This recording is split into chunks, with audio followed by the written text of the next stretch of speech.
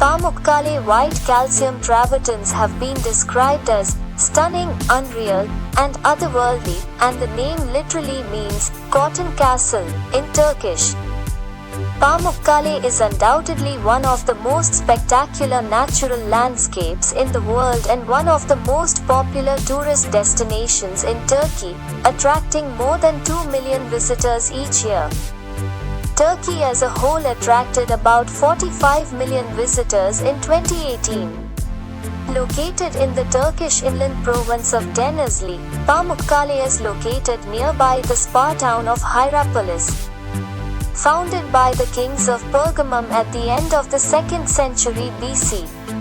It has a rich history as Hierapolis was once an important religious epicenter following the acceptance of Christianity by the Emperor Constantine and his establishment of Constantinople, modern Istanbul, in 330 AD. Today, remains of the ancient city include baths, temple ruins, a necropolis and a massive theatre. Pamukkale was formed when a spring with a high content of calcium bicarbonate cascaded over the edge of the mountain cliff, which cooled and hardened, leaving white-colored calcium deposits and aquamarine mineral-rich water. The calcium-filled travertines cascade down nearly 200 meters and resemble frozen waterfalls, pooling down into shallow natural thermal spring basins. Together with the ancient city and ruins of Hierapolis, Pamukkale was inscribed as a World Heritage Site by UNESCO in 1988.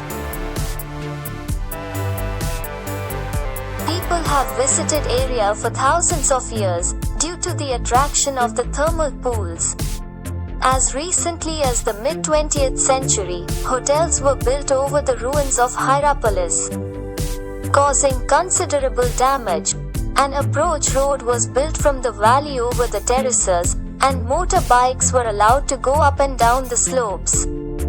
When the area was declared a UNESCO World Heritage Site, the hotels were demolished and the road removed and replaced with artificial pools. There are well-preserved Roman ruins and a museum on site. A small footpath runs up the mountain face for visitors to use.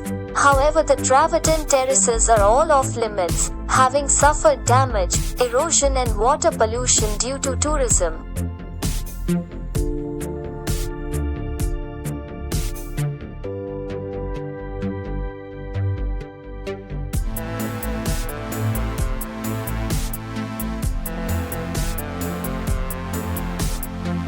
The Pamukkale travertines open at 8 a.m. every day.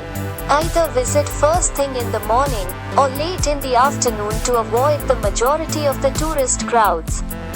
However, be aware that even if you visit early in the morning, the crowds can still be fairly unbearable during the peak season. Many people don't realize that behind the Pamukkale terraced pools are the sprawling Hierapolis ruins and museum. Make sure you also explore the archaeological treasures of the ancient city. Plan to spend around 3 to 4 hours at the travertines, Hierapolis ruins and museum. You can get between the various landmarks easily on foot. The walk from the travertines to the amphitheater will take no longer than 10 minutes or so. Use the south entrance closest to the village. There is parking available to the left of the entrance if you are driving. Entry costs 35 liters, but you can use your museum pass Turkey. Entry into the Hierapolis Museum costs an additional 5 liters, but you can also use your museum pass here. There is a separate fee of 33 liters to swim in Cleopatra's pool. Bring a bag to carry your shoes in, as footwear isn't allowed to be worn on the terraces. Bring your own towel if you plan on going for a deep.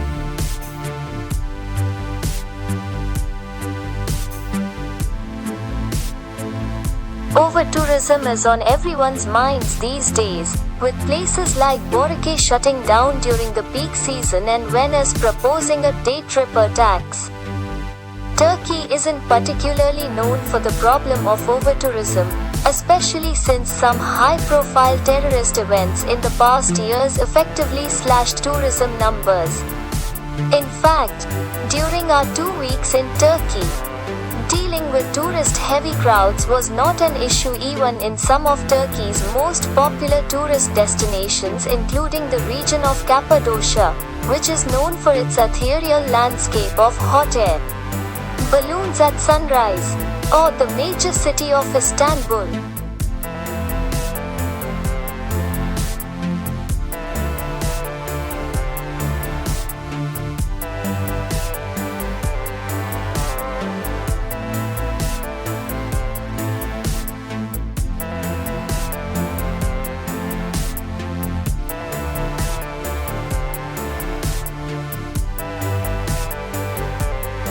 The Cotton Castle in Pamukkale has entirely been overrun by busloads of day trippers and visitors who head to the very small town to see the mineral-rich deposits cascading down the mountainside and to visit the ancient geothermal pool which Cleopatra herself is rumored to have swum in, now named Cleopatra's Pool. It truly is a wondrous natural phenomena, and one that I would recommend that you see with your own eyes at least once in this lifetime. Just make sure you are mentally prepared to face the issue of over-tourism in Pamukkale, and that you try to reduce your impact during your visit. And thanks for watching the video.